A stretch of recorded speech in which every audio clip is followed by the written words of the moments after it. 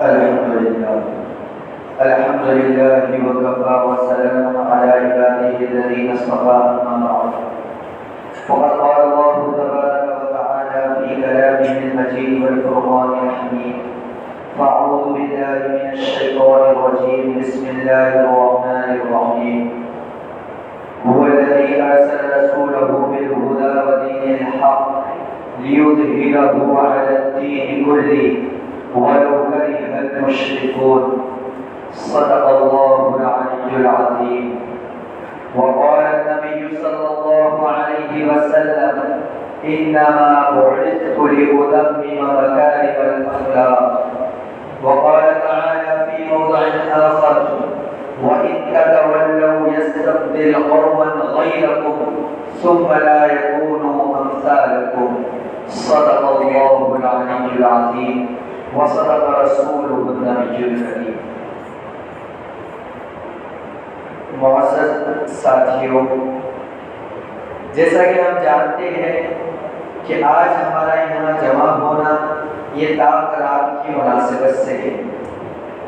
آقا مدنی صلی اللہ علیہ وسلم نے ارشاد فرمایا تھا تحروا لیلۃ القدر فی عشر الاواخر من شہر رمضان، کہ لیلۃ القدر کو اخیر عشرے کی طاق راتوں میں تلاش کرو۔ اسی لیے ان طاق راتوں کے اندر عبادت کا اہتمام ہونا چاہیے۔ ان طاق راتوں کے اندر اللہ رب العزت کو راضی کرنے والے اعمال کرتے رہنا چاہیے، اس لیے کہ اللہ کی جانب سے کسی رات کے بارے میں کوئی متعینہ چیز نہیں آئی کہ یہی شب قدر ہے، جیسے ہم لوگوں کا گمان بن گیا ہے، بلکہ بعض امت کا یہ مزاج بھی بنا ہوا ہے کہ 27 کو عبادت کر لی، 27 کو جاگ لیا اور یہ سمجھ لیا کہ ہمیں طاق راتوں کا ثواب مل گیا۔ یہ تصور بالکل غلط ہے، کیونکہ قرآن کی کسی بھی آیت میں اور حدیث کی کسی بھی کتاب میں واضح طور پر یہ نہیں ملتا کہ 27 ہی کو شب قدر ہے، بلکہ آقا مدنی صلی اللہ علیہ وسلم نے شب قدر کی تلاش کا ہمیں حکم فرمایا ہے۔ تو اللہ کے فضل سے آج اس عشرے کی طاق راتوں میں سے ایک آخری رات ہے، اس لیے آپ حضرات سے گزارش ہے کہ اس رات میں جتنا ہو سکے جاگ کر عبادت میں اس رات کو گزاریں، ورنہ امت کے اندر ایک دوسری برائی یہ آ گئی ہے، وہ یہ سمجھتے ہیں کہ جاگنے کی رات ہے، جاگ کر گزارنا ہے، چاہے پھر وہ موبائل میں ٹائم پاس کرے یا ہوٹلوں کو آباد کرے یا کچھ اور کرے، بس جاگنا ہے، جاگنے کا ثواب ملے گا۔ تو یہ نظریہ بھی بالکل غلط ہے، اس لیے کہ جہاں یہ رات جاگنے کی ہے وہی یہ رات عبادت کے ساتھ جاگنے کی ہے،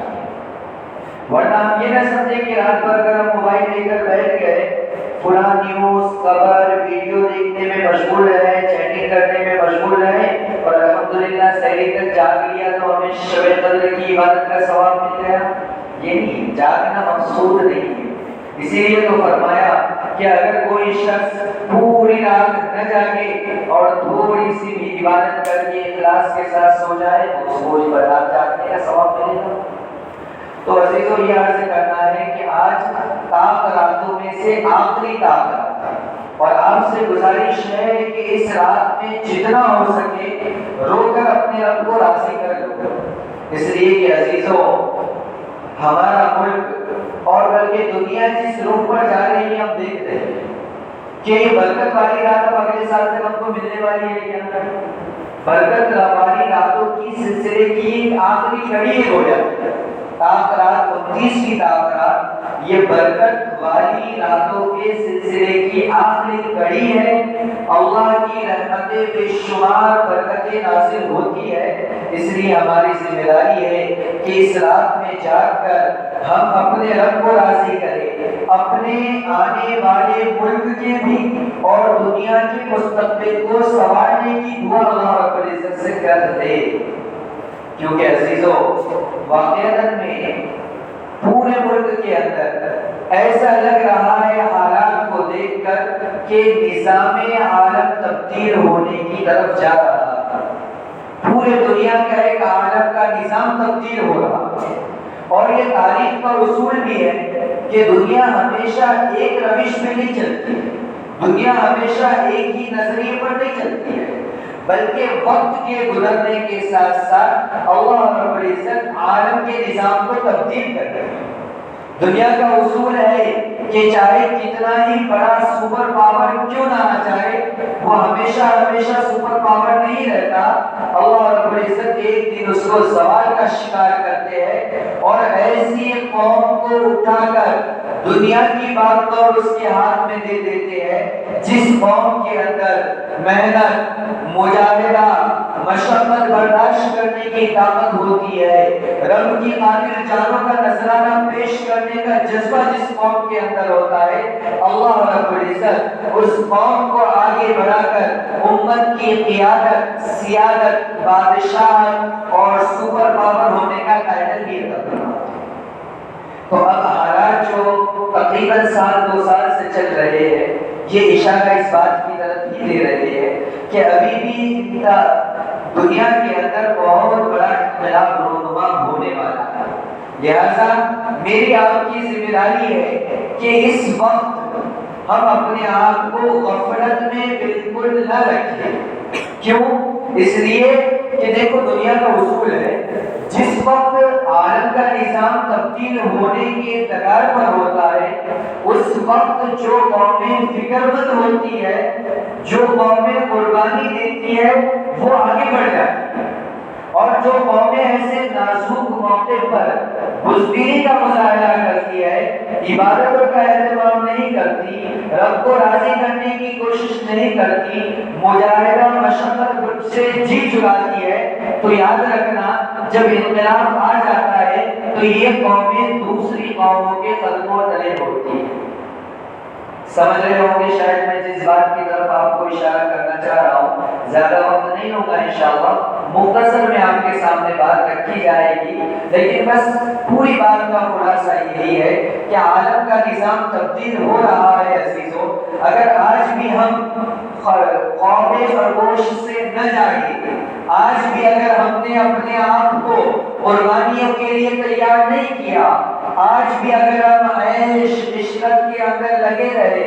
دنیا کے لہو و لعب کے اندر لگے رہے، تو یاد رکھنا اللہ کسی ایسے قوم کو دنیا کا اقتدار عطا فرمائیں گے جو اگرچہ ابھی ایمان والے نہیں ہیں لیکن ان کے اندر قربانی کا جذبہ ہے، اپنی قوم کی فکر جن کے اندر ہے، جو اپنی قوم کو آگے بڑھانے کا جذبہ رکھتے ہیں، اللہ رب العزت اس قوم کو دنیا کی قیادت عطا فرمائیں گے، اور ہو سکتا ہے کہ پھر انہیں ایمان بھی نواز دے، ایمان سے بھی نواز دے۔ ضروری تھوڑی ہے کہ اسلام کی سربلندی مسلمانوں کی سربلندی کے پیچھے چھپی ہوئی ہے۔ اللہ اسلام کو سربلند کرنے کے لیے مسلمانوں کا محتاج نہیں۔ تاریخ اٹھا کر دیکھیے، جب چنگیزی فتنہ دنیا کے اندر آیا تھا، جب تاتار افغانیوں کا فتنہ دنیا میں آیا تھا،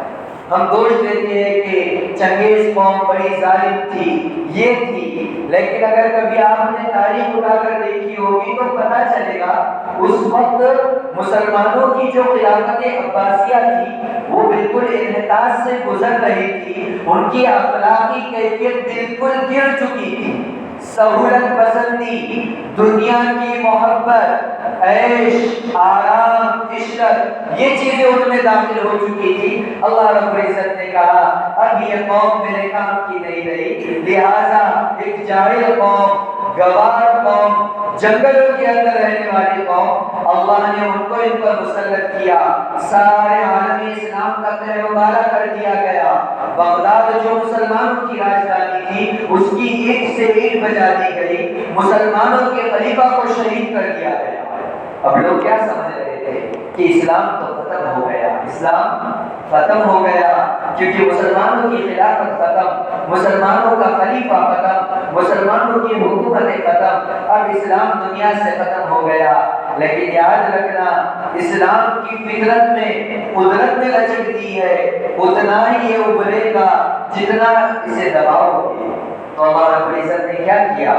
کہ اس قوم کو جس کے اندر بزدلی، دنیا کی محبت، عیش عشرت آ گئی تھی، ایک جاہل نامانتا قوم کے ذریعے اس کو ختم کیا، اور پھر اس قوم کو دنیا کا اقتدار دے کر ایمان کی دولت عطا فرمائی۔ علامہ اقبال نے اسی بارے میں کہا تھا، ہے آیا یوریش تاتار کے افسانے سے، ہے آیا یوریش تاتار کے افسانے سے، پاس با مل گئے کعبے کو صنم خانے سے۔ تو عزیزو، آپ سے یہی عرض کرنا ہے کہ ہم غفلت کی زندگی کو چھوڑ دیں۔ اللہ نے رمضان کا مہینہ دیا تھا رحمت والا، برکت والا، تاکہ ہم اس کے سامنے اپنی جدید نیاز کو کم کر کے اس کو راضی کرنے کی کوشش کرتے، لیکن افسوس سے کہنا پڑتا مجھ سے بھی، آپ سے بھی، امت مسلمہ کے اکثر طبقے سے غفلت ہوئی۔ جس طرح رمضان گزارنا چاہیے تھا ہم نے نہیں گزارا،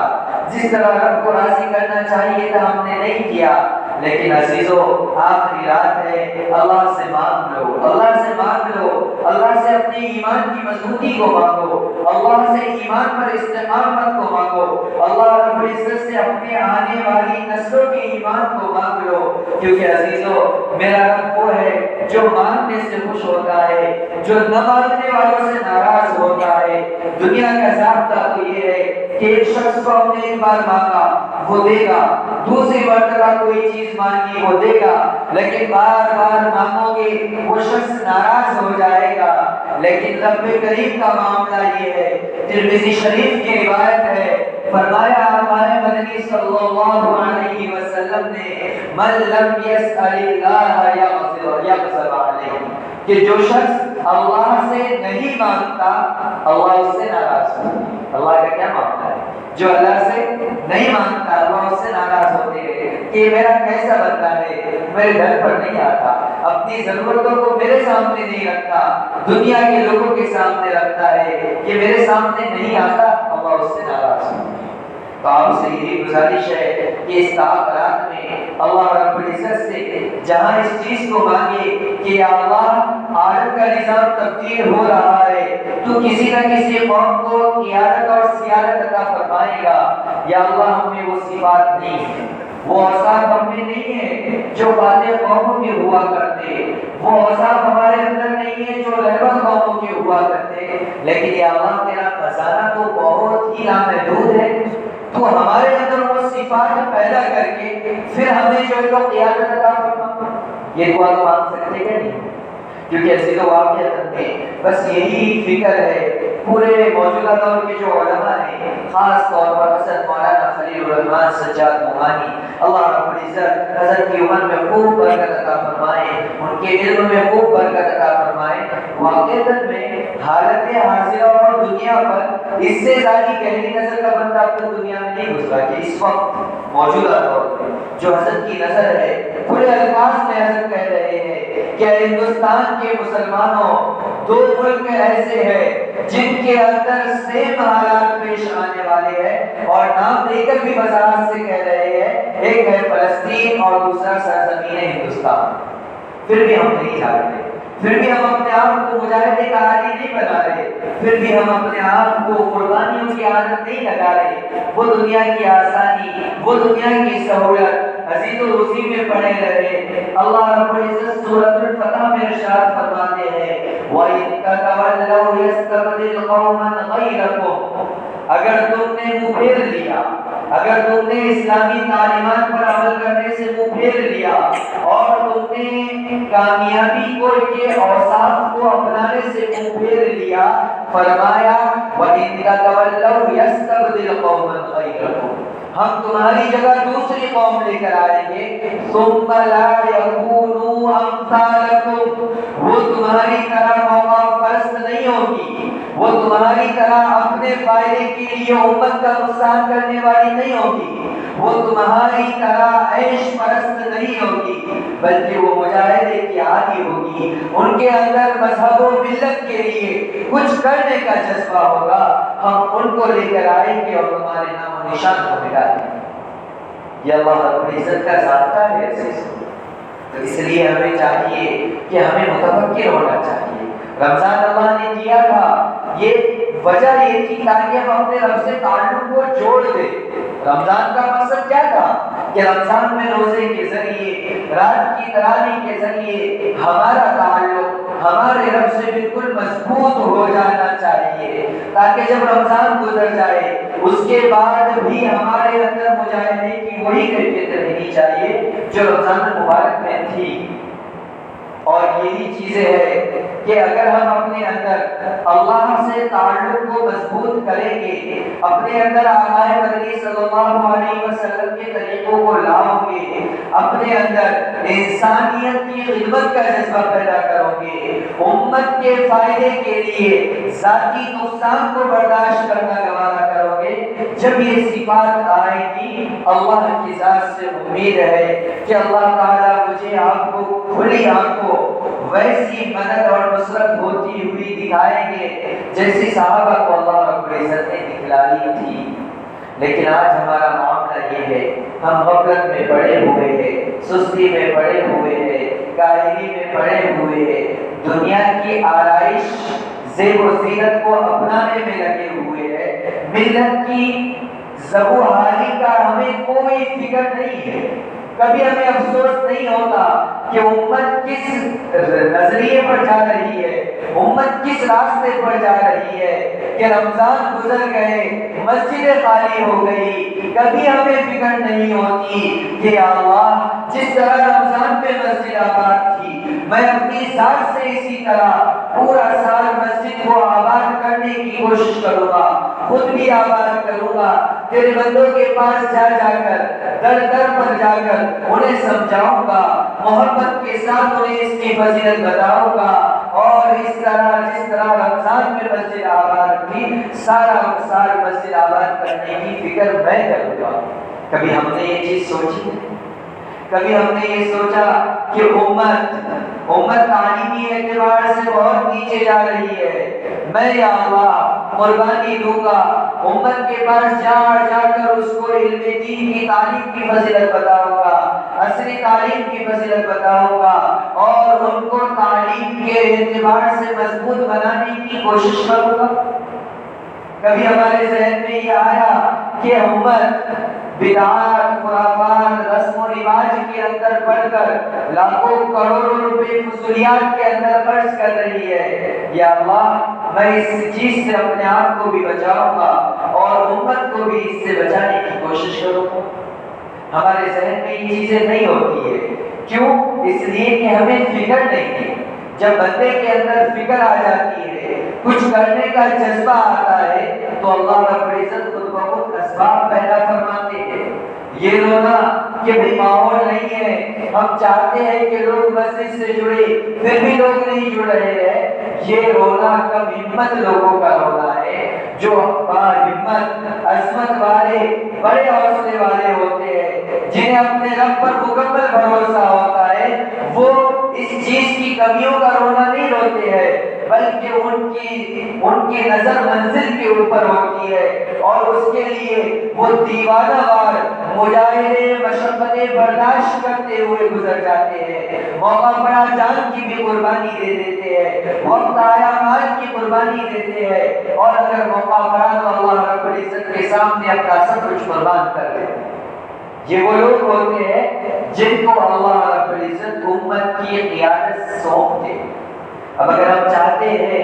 کہ دنیا کے اندر جب انقلاب آئے اور آنے والی صدی اسلام کی صدی ہو،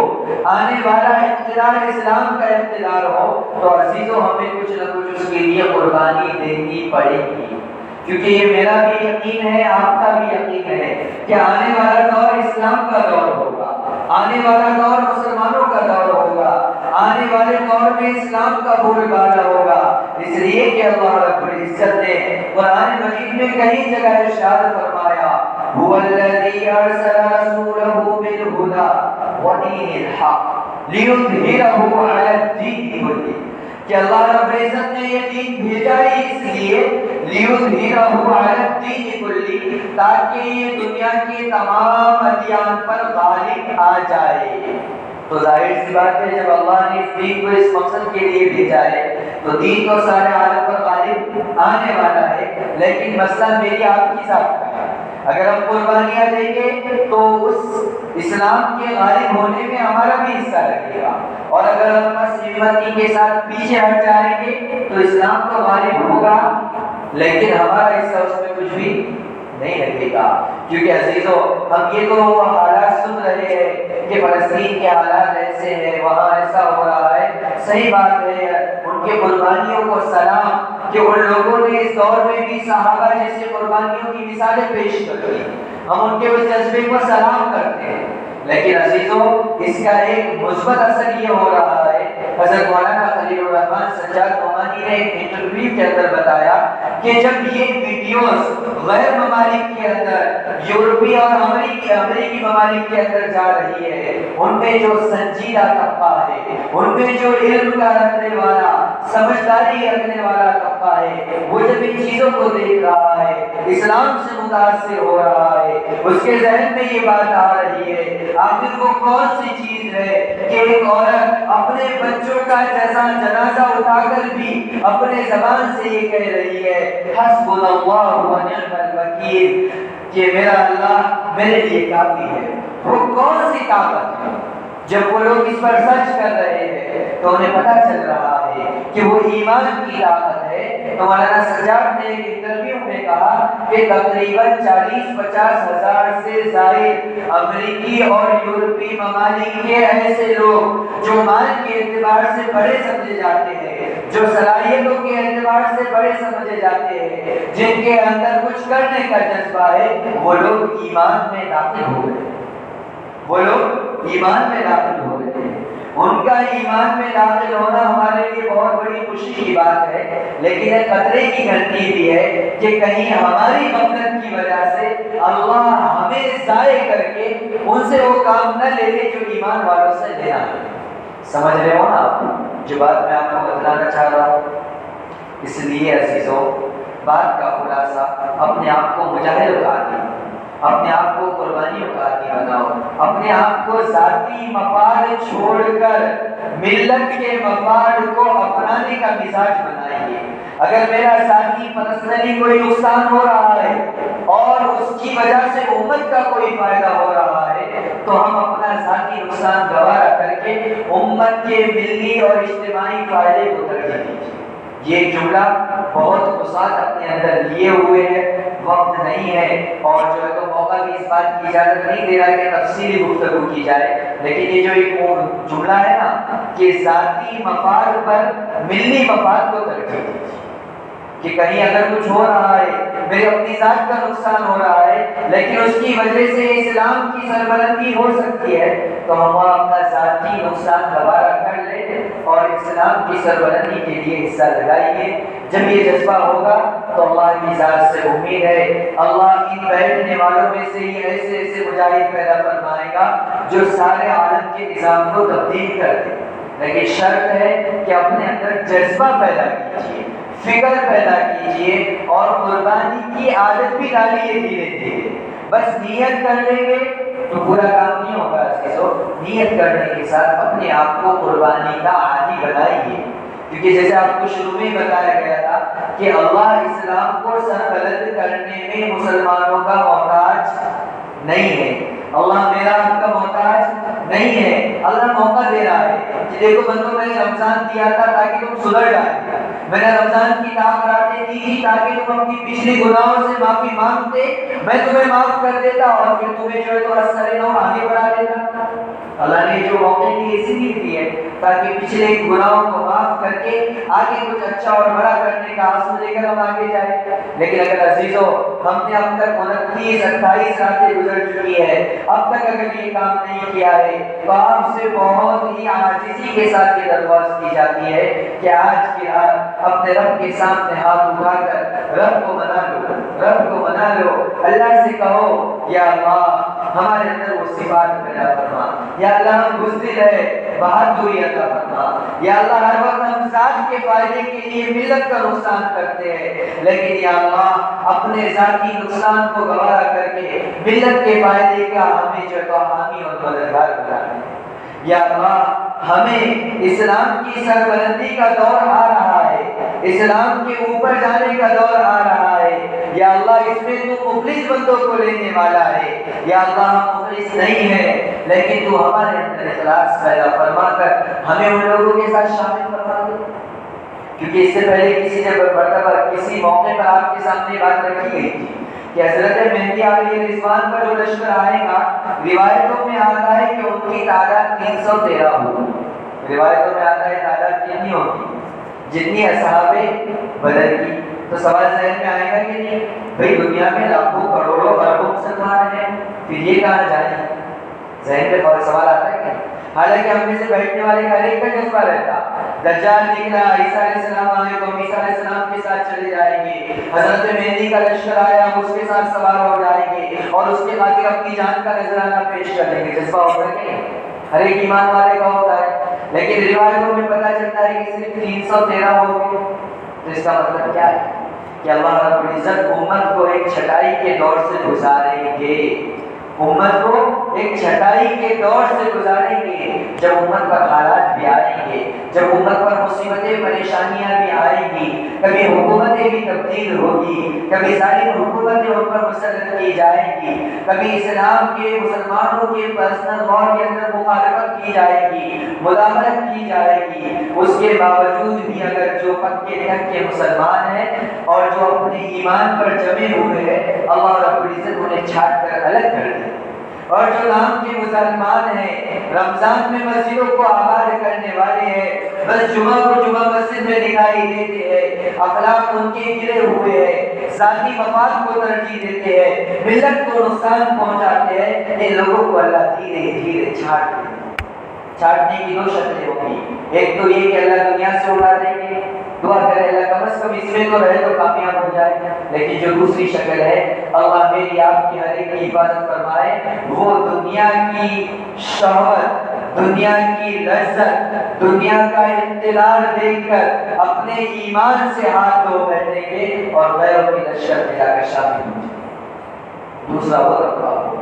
پھر تھوڑے سے جو بچیں گے پکے تکے ایمان والے، اللہ رب العزت ان کے ذریعے پورے عالم کے اندر انقلاب کو برپا کریں گے، اور حضرت مہدی علیہ رضوان کے ذریعے پھر حضرت عیسیٰ علیہ السلام آئیں گے، دجال کا خاتمہ ہوگا۔ لمبی تفصیل ہے، لیکن خلاصہ یہی ہے کہ وہاں پکے تکے مسلمان جو پکے ہیں وہی چلیں گے، جو جمعہ کو جمعہ آنے والے یا رمضان کو رمضان مسجد آباد کرنے والے ہیں، جو اپنی خاطر، جو اپنی جیب بھرنے کے لیے دوسروں کے حق مارنے والے ہیں، جن کا اخلاقی معیار گھٹا ہوا ہے، اللہ رب العزت ایسے لوگوں سے بڑے بڑے کام نہیں لیتے۔ اس لیے عزیزوں، آج کے دور میں ہر ایک سے یہ گزارش ہے کہ اپنی ہر دعا میں اس جملے کو شامل کرے، یا اللہ مجھے اور میری نسلوں کو تو دین کی خدمت کے لیے قبول فرما، یا اللہ مجھے اور میری آنے والی نسلوں کو تو حضرت مہدی علیہ رضوان کے لشکر میں شامل ہونے کی توفیق عطا فرما۔ کیونکہ عزیزوں، حضرت مہدی علیہ السلام جب آئیں گی تو ہم جیسے بیٹھے ہوئے ہیں اور ابھی ہم کہتے ہیں کہ حضرت مہدی آئے گا ان کے لشکر میں چلے جائیں گے، وہاں ایسا نہیں ہوگا۔ وہاں پر ایمان کی آنکھ جس کی کھلی ہوگی نا اس کو سمجھ میں آئے گا۔ نہیں تو اگر ایسا معاملہ ہوتا کہ سب کچھ معلوم ہے مہدی علیہ السلام آنے والے ہیں، سب کو ہی معلوم حضرت عیسیٰ علیہ السلام آنے والے ہیں، تو دنیا کے جو 7 ارب لشکر مسلمان ہیں اس سے بھی زیادہ سب کے سب کس کے لشکر میں ہوتے ہیں؟ حضرت مہدی کے لشکر میں ہوتے ہیں۔ کہ اللہ کے نبی نے کیوں فرمایا کہ ان کی تعداد بہت کم، مٹھی بھر تعداد ہوگی؟ کیونکہ حضرت مہدی کو پہچاننا یہ ایمان کی فراست سے ہوگا۔ اب اگر ایمان ہی کمزور ہے، اگرچہ ہمارے سامنے بھی حضرت مہدی علیہ السلام آ گئے، ایمانی طاقت ہماری کمزور ہے تو ہم ان کو پہچان نہیں پائیں۔ سمجھ میں آئی بات؟ تو اس لیے بہت فکر کی بات ہے، دعا تو بہت کرتے کہ اللہ مہدی علیہ السلام آ جانا، خواہش تو تھی کہ وہ آ گئے تو ہم بھی جا کے لشکر میں تیار ہوں گے، ایسا قتال کریں گے، یہ کریں گے، لیکن یہ نہیں سوچتے کہ اگر خدا کا واسطہ میرے ایمان کی طاقت کمزور ہے، ایمان کی آنکھ کھلی ہوئی نہیں ہے، تو میں اس دنیا کی ظاہری آنکھ سے کہیں ان کو نہ پہچان کر نعوذ باللہ ان کے مخالف لشکر میں تو داخل نہیں ہو جاؤں گا۔ اس چیز سے بھی پناہ مانگنی چاہیے آپ کو۔ تو لہٰذا اگر ہم چاہتے ہیں کہ اہل حق کے لشکر میں ہم شامل ہوں، ہمیں اپنے ایمان کو مضبوط کرنا پڑے گا۔ ایمان مضبوط ہوگا، ایمان کی آنکھ کھلے گی جس سے ہم حق کو دیکھ سکیں گے، اور ایمان مضبوط نہیں ہوگا، دنیا کی محبت دل پر غالب ہوگی، دنیا دنیا کمانے کا مطلب صبح سے شام تک، دن سے رات تک ہوگا، ہر وقت دنیا کے پیچھے بھاگ رہا ہوگا۔ مہدی علیہ السلام سامنے بھی آ جائے، اس سے کہے بھی کہ ارے میں مہدی ہوں، لیکن دجال اس کے سامنے دنیا کی نشر جنت لا کر رکھ دے گا، کیونکہ یہ ساری زندگی دنیا کمانے کے پیچھے لگا تھا، اور دجال نے دنیا کی جنت اس کے سامنے رکھ دی، تو بتاؤ یہ کدھر جائے گا؟ دجال کے لشکر میں ہی جائے گا، کیونکہ وہ دن رات اس کی محنت دنیا پر ہوئی تھی، اور دجال دنیا کی جنت دے رہا ہے، تو یہ جو ہے تو دجال کے لشکر میں شامل ہو جائے گا۔ لیکن جس شخص نے دن رات ایمان کو بنانے کی محنت کی تھی، جب فرشتے اس کے سامنے آخرت کی جنت لا کر رکھیں گے، تو وہ جو ہے تو آخرت کی جنت کی طرف جانے والا بنے گا، اور دنیا کی جنت کو وہ ٹھوکر نہ بنے گا۔ خیر عزیزو، بات کافی طویل ہو گئی، لیکن آپ حضرات کے سامنے امید ہے جو بات رکھنا چاہ رہا تھا آپ اس کو سمجھ چکے ہوں گے، کیونکہ یہ موضوع بہت طویل ہے، اس پر کافی لمبا وقت چاہیے، کہ ایک طویل وقت ہونا چاہیے جس میں تفصیلاً سنجیدگی کے ساتھ اس پر گفتگو،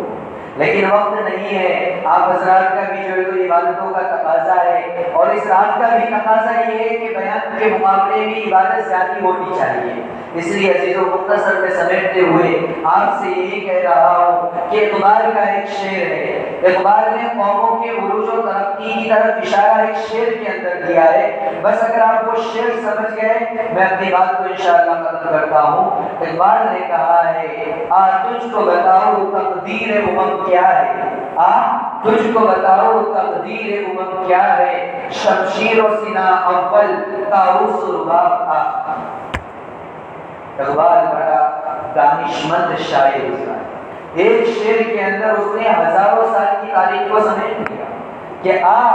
تجھ کو بتاؤ تقدیر امم کیا ہے، کہ مخاطب ادھر میں تجھے بتاتا ہوں کہ امتوں کی تاریخ کیا ہے، کب کون سی امت ترقی کے راستے پر جاتی ہے، اور کب کون سی قوم تنزلی کی طرف جاتی ہے۔ ادھر میں تجھے بتاتا ہوں شمشیر و سنا اول، کہ وہ قوم جس کے اندر مجاہدہ قربانی، جو راتوں میں جاگ کر عیاشی نہیں کرتی ہے، رب کے سامنے سجدہ کرتی ہے، جس کے اندر اپنے جسم کو سہولت پسندی کا جذبہ نہیں ہوتا، بلکہ قوم کی خاطر کچھ کرنے کا جذبہ ہوتا ہے، محنت، مجاہدہ، مشقت، قربانی، شمشیر و سنان اول، جس قوم میں یہ ہوتا ہے وہ قوم ترقی کی راہ پر گامزن ہو جاتی ہے، سربلندی اس کے قدم چومنے لگتی ہے، دنیا کے تخت و تاج اس کے قدموں میں آ جاتے ہیں۔ اور فرمایا جب کسی قوم کا انحلال آتا ہے، جب کسی قوم کی تنزلی آتی ہے، تو فرمایا طاؤس و رباب آخر، عیش عیش مستی، دنیا کی طلب، اپنی بدن کو راحت پہنچانے کی کوشش میں لگنا، تن آسانی، اپنی دنیا کمانے میں لگے رہنا، کہا یہ کسی قوم کے زوال کی نشانی۔ آج ہم سمجھ لو اسلام کا تو زوال انشاءاللہ کبھی نہیں ہوگا، اسلام ہمیشہ سربلند رہے گا، لیکن ہو سکتا ہے کہ وقتی طور پر مسلمانوں کا زوال آ جائے۔ آج دیکھیے ہمارے اندر اگر ہم اپنے معاشرے پر نظر ڈالیں تو ہمارے پاس ترقی، کامیابی کی مثالیں معاشرے میں ہے، یا تنزلی اور انحطاط کی مثالیں معاشرے میں ملتی ہے؟ ہم کو دیکھیے کہ ہر قوم عیش پرستی کے پیچھے لگی ہوئی ہے، قوم کا ہر فرد جو ہے تو اپنی دنیا بنانے میں لگا ہوا ہے، ہر ایک اپنے مفاد کی خاطر زندگی گزارنے میں لگا ہوا ہے، زیب و زینت، شادی بیاہ پر لاکھوں کروڑوں روپے خرچ کرنے میں لگا ہوا ہے۔ یہی تو قوموں کی تنزلی کی پہلی نشانی ہوتی ہے، اور قوموں کی عروج کی جو پہلی نشانی ہوتی ہے وہ محنت، مجاہدہ، مشقت برداشت کرنا۔ تو آپ کو دیکھ لیجئے کہ ہمارے اندر کون سی صفت ہے، کیونکہ عزیزو اللہ رب العزت کا ضابطہ ہے، ہم یہ سمجھتے ہیں کہ بس دعا کر لیں گے اللہ رب العزت جو ہے تو کیا کریں گے، معلوم کیا، پوری حکومت کو ختم کر دیں گے، اور جو ہے تو ہمیں کیا کریں گے، دنیا کا بادشاہ بنا دیں گے۔ تو بتاؤ عزیزو، اگر دعا ہے بنا نہیں لیکن اگر دعا ہی سے سارے کام ہوتے تو آقا مدنی صلی اللہ علیہ وسلم میدان بدر میں کیوں جاتے؟ سوال ہے کہ وہاں جا کر جنگ کیوں لڑتے، بلکہ کونے میں بیٹھ کے دعا کرتے اللہ ابو جہل آیا ہے 1000 کا لشکر لے کر تو اس کو ہلاک کر دے۔ نبی کی دعا کی اللہ قبول کرتے وہ ہلاک ہو جاتا۔ میدان جنگ میں جانے کی ضرورت تھی؟ جنگ احد کے موقع پر دیکھ لیجئے حبیب خدا محبوب خدا صلی اللہ علیہ وسلم کے دندان مبارک شہید ہو رہے ہیں، سر کے اوپر زخم لگ چکا ہے، آقا مدنی صلی اللہ علیہ وسلم بے ہوش ہو چکے ہیں، بتاؤ میدان میں اترے کیا نہیں؟ ورنہ اگر دعاؤں سے ہی کام چلتے، مسجد نبوی اتنی مقدس جگہ، آقا مدنی دعا کرنے والے کائنات کے سب سے مقدس شخص دعا کرتے، یا اللہ یہ ابو سفیان جو ہے نا 3000 کا لشکر لے کر آیا ہے اور کے میدان میں وہ کھڑا ہے، تو جبریل امین کو بھیج کر ان کا انتظام کر دے، تو ہوتا کہ نہیں انتظام؟ آقا مدنی صلی اللہ علیہ وسلم کا میدان جنگ میں جا کر بذات خود کافروں سے مقابلہ کرنا مجھے اور آپ کو یہ میسج اور پیغام دے رہا ہے کہ جہاں دعا سے کام بنتے ہیں وہی آدمی کو اپنے عمل سے بھی کچھ پیش کرنا پڑتا ہے، اپنی قربانی کچھ تو پیش کرنا پڑتا ہے، تب جا کر اللہ رب العزت مدد فرماتے ہیں۔ جنگ بدر میں صحابہ کودے، اللہ نے فرشتوں کا لشکر بھیجا، روایتوں میں آتا ہے چوتھے پارے میں اللہ رب العزت نے اس کا تذکرہ فرمایا کہ اللہ نے فرشتوں کا لشکر بھیجا، کب؟ جب یہ میدان میں گئے۔ اسی طرح جنگ احد کے اندر فرشتوں کا لشکر آیا، کب؟ جب انہوں نے قربانیاں پیش کی، سید الشہداء حضرت حمزہ کی شہادت اللہ کے سامنے پیش کی، تو جا کر جو تو کیا ہوا؟ فرشتوں کا لشکر آیا۔ تو آج بھی عزیزو اللہ کی مدد آ سکتی ہے، نا امید ہونے کی ضرورت نہیں، لیکن آپ سے یہ گزارش ہے کہ اہل فلسطین تو وہ مجاہدہ اور قربانی پیش کر رہے عزیزو، وہ دنیا اور آخرت کی سعادت حاصل کر رہے، لیکن آپ سے یہ گزارش ہے، بلکہ میری اپنی ذات سے بھی یہ گزارش ہے کہ ہم فکر مند ہو کر اپنا بھی کچھ اس میں لگا دیں، اپنا بھی کچھ اس میں لگا دیں، کیونکہ شروع میں جو آیت ہم نے آپ کے سامنے پڑھی تھی اس میں اللہ رب العزت نے یہ فرمایا تھا لِيُظْهِرَهُ عَلَى الدِّينِ كُلِّهِ، دین سارے عالم پر غالب ہونے والا ہے، دین ساری دنیا پر غالب ہونے والا ہے، جس میں کوئی شک نہیں۔ بس میری اور آپ کی فکر یہ ہونی چاہیے کہ اس اسلام کی سربلندی میں میرا کچھ حصہ لگ جائے، بس یہ فکر ہونی چاہیے۔ اگر یہ فکر نہ ہوگی اللہ بڑے منظور ہے، وہ کسی اور قوم کو ایمان کی دولت عطا فرمائیں گے اور ان کے ذریعے اللہ رب العزت کام لیں گے۔ سمجھ میں آئی بات کہ ہمارے اندر سب سے بڑی برائی یہ ہو رہی ہے کہ نوجوان راتوں میں جاگ کر جو ہے تو صبح اٹھی 10 بجے 11 بجے 12 بجے ہو رہی ہے، اور تنزلی کا ایک سبب یہ بھی ہے کہ مغلیہ دور کو جو زوال آئے نا مغل حکومت کو، انگریز آئے یہ ہوا، وہ سب سائڈ کی باتیں ہیں۔ اگر آپ ان کی پرسنلی تاریخ کو پڑھ کر دیکھو گے، آخر دور میں ان کے اندر بھی یہی مزاج ہو چکا تھا کہ اس زمانے میں موبائل وغیرہ تو تھے نہیں کہ موبائل کے اوپر ناچ گانا بے حیائی و فحاشی دیکھیں گے، تو لال قلعہ جو ہے باقاعدہ وہاں پر آخر دور میں بے حیائی کی محفلیں منعقد ہوا کرتی تھی، شعراء کو بلایا جاتا تھا، ناچ گانے والوں کو بلایا جاتا تھا، اور رات بھر بادشاہ شہزادے اور سارے قوم کے لوگ اس میں مشغول ہوتے، اور جیسے صبح کی فجر کا وقت ہوا اب یہ لوگ بستروں پر جاتے، اور ان کی صبح کا ہوتی 12 بجے 1 بجے۔ اور ادھر انگریز جو قوم تھی، انگریز جب یہاں پر قبضہ کرنے کے لیے آ رہے تھے، ان کا حال یہ تھا کہ صبح 4 بجے اٹھ کر وہ ٹریننگ میں مشغول ہو جایا کرتے، کوئی گھوڑ دوڑ کے اندر لگا ہوا ہے، کوئی نشانہ بازی کی مشق کر رہا ہے صبح 4 بجے سے۔ تو بتاؤ قوم کی ترقی کیسے ہوتی ہے؟ اللہ اصول کے اعتبار سے کسی کو بھی ترقی دیتے ہیں، تو آج ہمیں اپنے اندر ترقی کے اسباب دکھ رہے ہیں یا تنزلی کے اسباب؟ ظاہر سی بات ہے تنزلی کے اسباب ہمیں اپنے اندر دکھائی دے رہے ہیں، تو اس لیے ہمیں میدان عمل میں آنا چاہیے اور دعا بھی ہونی چاہیے۔ کوئی یہ نہ سمجھے کہ دعا سے بنانا، الحمدللہ دعا بہت اچھی چیز ہے، خوب دعائیں کیجیے، اپنے رب کو راضی کیجیے، لیکن اس کے ساتھ ساتھ یہ عزم کر کے اٹھے کہ انشاءاللہ آج کے بعد میں اپنے آپ کو مجاہدے کا قربانی کا عادی بناؤں گا۔ سب کرتے ہیں نا انشاءاللہ، کیونکہ وہاں مجاہدوں کی ضرورت ہے عزیزو، اللہ کے دربار میں مجاہدہ دیکھا جاتا ہے، تو سب ارادہ کرتے ہیں انشاءاللہ کہ آج سے ہم عیش و عشرت کی زندگی کو چھوڑ کر مجاہدے کی زندگی کی عادت ڈالیں گے۔ سب کرتے ہیں انشاءاللہ، اس کے ساتھ ساتھ دعاؤں کا اہتمام اہتمام کریں، خصوصاً فلسطین کے مسلمانوں کے لیے۔ دوسری بات، اپنے ملک کے اندر بھی جو حالات ہے اس کے اعتبار سے بھی خصوصیت کے ساتھ دعا کرتے رہے کہ یہ جو قوم آ رہی ہے یہ بس بیانوں نعرے بازیوں سے آگے نہیں بڑھی، 100 سال کی محنتیں ان کے پیچھے ہے اور ہمارے پاس ابھی کچھ بھی نہیں ہے، بس دعا اور تھوڑی سی محنت کرنے کی ضرورت ہے۔ اگر یہ کریں گے، اللہ کی ذات سے امید ہے کہ ہر دور میں باطل بہت زیادہ طاقت کے ساتھ آتا ہے، حق کمزوری کے ساتھ ہوتا ہے، لیکن پھر بھی اللہ حق کو غلبہ دیتے ہیں۔ اس لیے ہم جو ہے تو اپنے آپ کو اس بات کا عادی بنائیں۔ میں اپنی بات ختم کرنا چاہ رہا ہوں، لیکن یہ بات بہت ضروری ہے جو یاد آ گئی اور ہمارے اس بیان کی مناسبت سے اس لیے پیش کرتا ہوں۔ حضرت شاہ ولی اللہ محدث دہلوی بہت پہلے کے ایک عالم دین گزرے ہیں، جب مغلیہ دور کی حکومت تھی، غالباً اکبر وغیرہ کی یا اورنگزیب کی حکومت تھی، جس وقت مغلیہ حکومت پورے ہندوستان کی سب سے سپر پاور حکومت تھی، اس وقت انہوں نے اپنی کتاب میں ہندوستان کے بارے میں ایک پیشن گوئی کی۔ وہ پیشن گوئی میرے لیے اور آپ کے لیے ہمیں بہت ہی چوکنا کرنے والی ہے۔ انہوں نے کہا تھا کہ اگر بالفرض و محال کسی زمانے میں ہندوستان پر مشرک قابض آ گئے تو ہو سکتا ہے کہ اللہ رب العزت ان مشرکوں کو ایمان کی دولت عطا فرما کر ان سے بڑا کام دے۔ جملہ سنیے، کس وقت لکھی جا رہی ہے یہ کتاب؟ جب پورے ہندوستان میں مغل امپائر سب سے مضبوط ہے، کوئی اس کی طرف آنکھ اٹھا کر بھی نہیں دیکھ سکتا،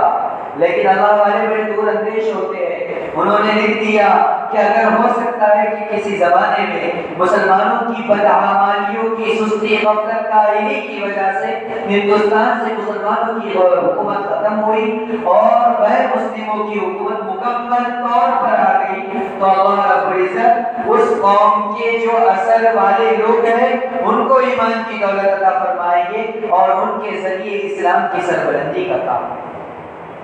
یہ چیز جہاں ہمارے لیے بہت ہی خوش آئندہ ہے، وہیں اس فکر کی بات بھی ہے کہ کہیں ہم اتنے ناکارہ تو نہیں ہو گئے کہ اللہ ہمیں جو ہے تو ضائع کرنے کے بعد اس قوم کے ذریعے کام کرے۔ ہمیں اپنے اعمال پر توجہ دینے کی ضرورت ہے کہ اس جملے کی روشنی